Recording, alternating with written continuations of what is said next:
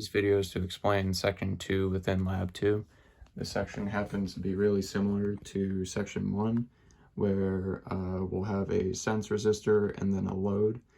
In this case, we'll have the same 100 ohm sense resistor, and then instead of a 3.3K or 1.2 combined, we're just going to have a 1 microfarad capacitor, and then later add a 0.47 mic capacitor in parallel with it.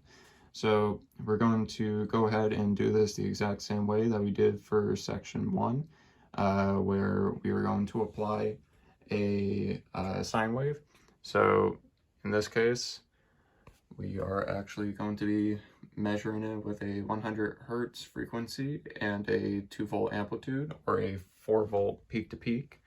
So when we happen to run this, we will see that we get right around 0.043 volts across the sense, and we'll do it the exact same way for Section 1, where we take this RMS value and convert it to peak-to-peak.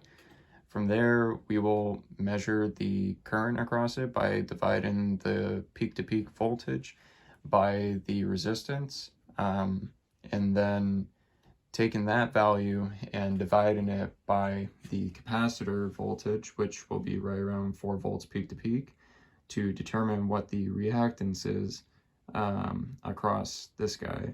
Notice that if you try to measure the reactance across a capacitor simply by a DMM, that you will not get anything in return.